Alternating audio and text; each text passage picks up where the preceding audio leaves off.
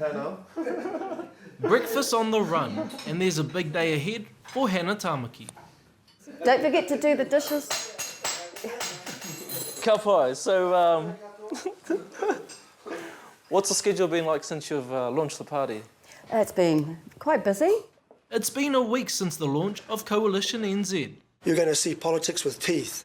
And it's been non-stop for Henna ever since. Doing something for the first time is exciting. Now just imagine if Colonel Sanders gave up the first time he wanted funding for his recipe. We would not have tasted that succulent chicken. Henna's first appointment of the day is with Wahine at the church. It's about women that stand strong and being powerful in who you are, and our culture is a very, very special part, and the aroha that we have for one another and how we awhi each other through their sicknesses and their struggles. But it will take more than winning over Wahine to cut through into politics. Getting 5% is a big ask in politics. I mean, the Māori Party couldn't get it, Mana Party couldn't get it. Do you think you guys have a chance of getting it? Or? Well, I'm really hoping I do, and I think it's not just about Māori people. I'm going to hope that just every other New Zealander will give me their party vote. A Destiny party managed less than 1% of the vote in 2005. But hey, stranger things have happened. I, Donald John Trump, do solemnly swear. Thoughts on President Donald Trump? Well, he's a winner, isn't he? Yeah. And what's the prediction? He's going to be in for another 4 years. So, you know, it's funny how, and you know what, this is the media, isn't it? They only ever put the hate stuff up about him. But what about all the good things he's done? And I can say, yeah, kei te pai, that happens. Publicity is oxygen in politics, and if anyone knows how to make news, good and bad, it's the Tamakis. For 21 years, they're saying that we rob the poor. So I think it's about time that all media stop promoting that, because it's just a load of rubbish. It's just not true, it's not factual. And is it white media that have provoked it? And I get a bit annoyed when the Māori media pick it up. Victims of a media conspiracy? Maybe, but Henna's other half, Bishop Brian, sure knows how to stir it up. Leviticus says that the earth convulses under the weight of certain human sin. If a massive earthquakes have already hit in Christchurch. It was a haven for those who were absolutely anti-Christ. If someone sins, do you hate them? Hey, I sin. You know, I do wrong things. I might get angry. I may disappoint people. But no, I don't hate anybody. I don't even like the word hate. I think it's not a nice word to use. I might be disappointed with people or discouraged by people, but hate's a too strong a word. Henna and Brian have 3 children. I met with daughters Jasmine and Jamie. They shared what it's like to be Destiny's children. Do you ever go, oh, Dad, I think you could have said that a bit better? All the time, no. But in saying that, we don't disagree with what they said sometimes. Oh, shucks, how they said it, or how it's edited maybe, or really today. But we pretty much the root core values we believe in. What about going out as a family, as the Tamaki family? It was very difficult. Well, let's be real. It's the majority white New Zealand that really express their hate for him. Like, we can be in a restaurant having dinner as a family, and they'll be looking and just be disgusted, and they'll be like going like that. And I actually try and avoid going out with my dad or my mum now, because how people treat them is disgusting. Like, what makes you think you can spit in someone's face and that's okay, and that, oh, I'm their daughter, is just, as an adult, is just going to let that, pass? Who would do that? The Harleys, the flashy prosperity Christianity. Yes, there's no shortage of critics on the outside, but inside Destiny, it's a love fest. The aroha that you feel, you can't deny it. Whenever people come in, the first thing they say, you just feel that aroha. And where do you think that would come from? It has to come from its leaders. Hello there. All the way through, I've been getting my top pulled down, my skirt pulled up, but lucky I've got my shorts on. As Henna's day goes on, it's going to get a lot more personal. I have to be funny sometimes because it helps me not to, be the other way, where your face starts leaking. Henna is on stage with Jasmine, her eldest, who has been diagnosed with breast cancer. It was like an intuition. I knew that something was up, and I left it for 2 months until my mum said, you better get to the doctor.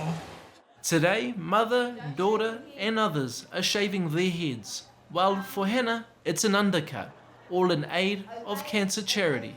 10, 9, 8, 7, 6, 5, 4, 3, 2, 1, and fire those clippers up. And the donations roll in. Oh, what a waste of beautiful grey hair. Looking awesome. Doing a good job, Hudson. From tutus to black leather, this is Man Up, and Man Up is the motivation for Henna's new party. I want to go on about the prison system. I want to talk about how great Man Up is. Welcome to Man Up. That's what I want to talk about because I want to be really real about this. Lord, we just thank you for today, Lord. Lord, we thank you for this kaupapa, Lord. And we thank you, Father God, for your purpose, Father God. And Lord, we just pray your travelling mercies upon the brothers, Lord. And Lord, we just commit this day to you in the mighty name of Jesus. Amen. Amen. In 2017, Destiny opened its doors to patch gang members.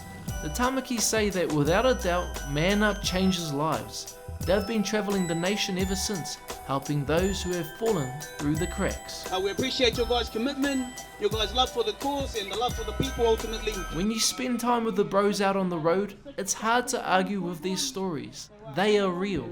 We were the problem once before, but we're the solution now. It just takes one person. Can one person change another person? They do. One person can change a whole lot of people. Emerson over here is going to be showing the way. And he's got his One story is ex-tribesman president Jay Heppy. I was just at a motorcycle shop getting my bike ready yesterday, and I've known the mechanic in the shop for many years, you know, from my previous. And I see him and he goes, oh, hey, Andy, what you been doing with your life? And I said, oh, I gave my heart to the Lord last year. He goes, bullshit. His wife is also a part of Legacy, the wahine component of Man Up. You know, there was drugs, there was alcohol, there was just deceit, there was lies in our relationship, everything bad. It was a really dark place. And our kids, I think the hardest thing for me is that what our kids saw. I was involved with the tribesmen for 14, 15 years, president of Utara. So from there on, for the next 12, 13, 14 years, I just saw destruction with all my friends, deceit, lies, betrayal, violence, murders, suicides, you know, on a phenomenal scale. You know, I had turned our home into a horror home because basically I had just gone crazy out the gate, you know. Now, Jay is on a panel called the X-Men, ex-patch leaders who reach out to gangsters who need help. And it's only through Man Up I sort of found that release and that understanding. I think where would I be? You know, dead, lost my kids, you know, who knows where I could be. To cut the long story short, I needed help. There was only one thing that was around, you know, and that was Man Up. Man Up's objectives are in plain sight. So what about Coalition NZ? What does it stand for? I reckon policies that are going to work for the people on the ground, those everyday people. After the break, the Tamakis confront an issue that's brought more than its share of fire and brimstone. What was it like walking through the doors for the first time? Very, very scary feeling.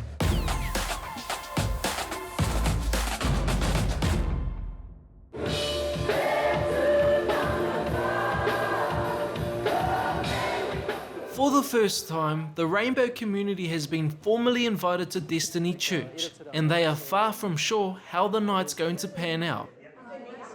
Well, that's in the lap of the gods, I suppose. What I want them to do is modify what they say and to be a little bit more accepting of people. Given Bishop Brian and the church's controversial anti-gay position in the past, it's a bit like, well, entering the lion's den. What was it like walking through the doors for the first time? Very, very scary feeling, especially knowing that there's quite a lot of a bad negative vibe around the conversations that this place represents for our community. But last night, Brian handed the stage to the Rainbow community. I was standing outside Parliament buildings waiting for the Enough is Enough march to arrive. The military procession was frightening. The comments and taunts coming from some of these so-called men of God were very, very fascist in nature. I didn't wake up one day and suddenly decide I'm going to be gay. I know I'll change my gender. That'll be so much fun. What a great lifestyle choice. Thank you. Then it was Brian's turn. I also believe that love can overcome a whole lot of barriers. What comes next is a stunning about-face. Brian Tamaki apologises to the Rainbow community. It passed my wildest expectation. We got an apology, which I wasn't expecting to be that profound. So for me, it's mission accomplished. When you get in a form of an apology from the leader of Destiny Church, I think that's a significant step forward. I decided there on the spot to shift away from the script and notes, and my heart was saying, I can do this, you know, and I want to say that because if people are hurting, and all it takes for me is to say sorry, and that helps any of them, especially the young ones, then I think that was a good thing to do. So I guess things can change over time. Well, I hope so. We should all. We're all evolving. We should be developing and growing. And I think it shows a level of maturity, of good change, that you can meet like this and talk it over. And I'm really honoured that the gay community turned up tonight. And I offered for them to come anytime they like in this church, you know. They're welcome. So a new era in more ways than one for the Tamakis. Next stop, Parliament? I don't want people to just judge me on the fact that I'm a Christian and I have a strong belief. I want them to judge me on the things that I do to help people. I think that's the most important thing. And any last messages to Aotearoa? Coalition New Zealand. Do it for me.